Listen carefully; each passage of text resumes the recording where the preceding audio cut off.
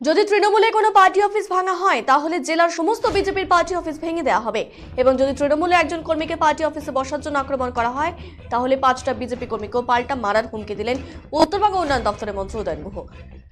শুক্রবার মাথাভাঙ্গা গোলকগঞ্জে শীতলকুচি বিধানসভা ভিত্তিক কর্মী সভা অনুষ্ঠিত হলো। এদিন এই কর্মী সভায় উপস্থিত উত্তরবঙ্গ উন্নয়ন মন্ত্রী উদয়ন গুহ, প্রাক্তন মন্ত্রী রবীন্দ্রনাথ ঘোষ, বিনয় কৃষ্ণ বর্মন, হিতেন বর্মন, তৃণমূলের জেলা সভাপতি অভিজিৎ দেব ভৌমিক, তৃণমূলের জেলা চেয়ারম্যান গিরীন্দ্রনাথ বর্মন, পার্থপ্রতিম রায় প্রমুখ। এদিন শীতলকুচি এবং মাথাভাঙ্গা ব্লকে 15টি ব্লক থেকে বিভিন্ন তৃণমূলের কর্মীরা সভায় যোগদান করেন।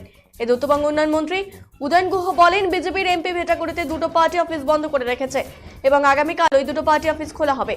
যদি 2টো পার্টি অফিস বিজেপি ভেঙে দেয় তাহলে জেলার সমস্ত বিজেপি কার্যালয় ভেঙে দেওয়া হবে এবং ওই পার্টি অফিসে যদি তৃণমূল কর্মীদের উপর আক্রমণ করা হয় তাহলে জেলার কর্মীদের উপরও আক্রমণ করা হবে।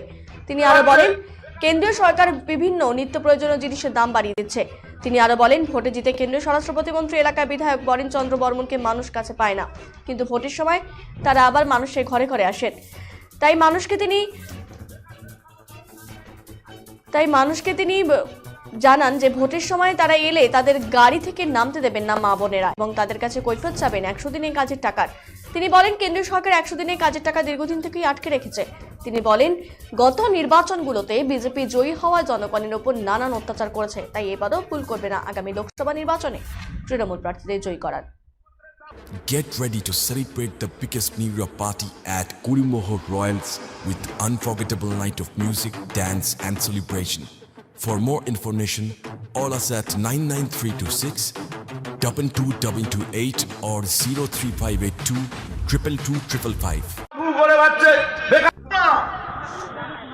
গাড়ির থেকে নামতে দেবেন না মায়েরা, ওদেরকে গাড়ির থেকে নেমে ভোট প্রচার করতে দেবেন না যতক্ষণ না 100 টাকার কাজের ওই 100 দিনের কাজের টাকা শোধ করতে পারছো। এটা আপনার অধিকার, সংবিধানে আছে।